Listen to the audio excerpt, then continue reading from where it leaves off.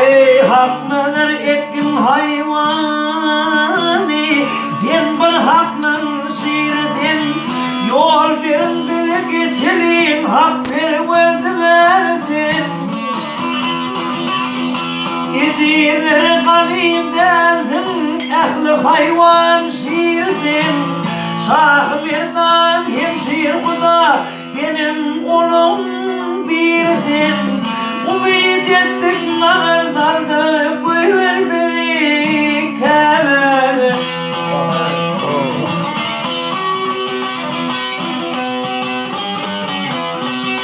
Ey 3 gün oldu pay piyada, öz yurdumdan gelmişim. İyice gündü karanlığı, hakkıyada kalmışım. Kesne çölde min hem yanlıyı, bana duçar bulmuşum. Her ölüm dir faydım, seni görüp ölmüşüm. Etim halal, evdim halal, hayal etme iman.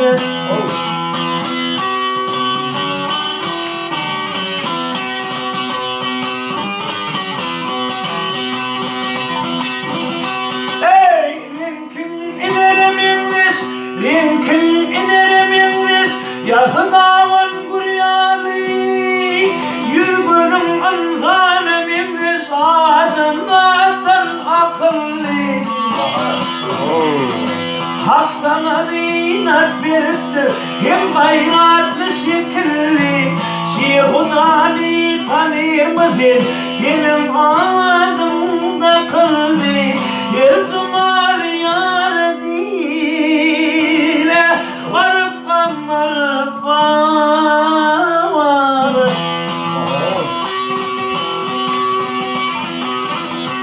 Ey hatun kavul eylede, doğruyunum biradan. Yerdendim yok, minnedeyim, bin oturdum uludum. Toyda yazda kimdiler bin kilemedim yalıdım. Sana da ömür dileyim, varıp kadir anladım. Senin tarifin edin, aman barzım. Aman.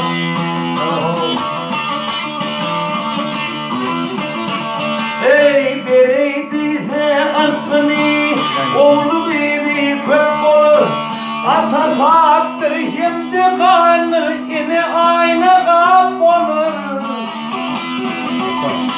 Ya içik git ya içik, numur derdin dip olur. Kazmaydı olmak ölmek, ömren geriyen dep olur. Bir ahurzum men ölermen, ihtiyar yok söymedim. Tamam. Ya içik git ya içik, numur derdim dep olur. Kazmaydır olmak ölmek, ömren geriyen dep olur. Bir ahurzum men ölermen, ihtiyar yok söymedim.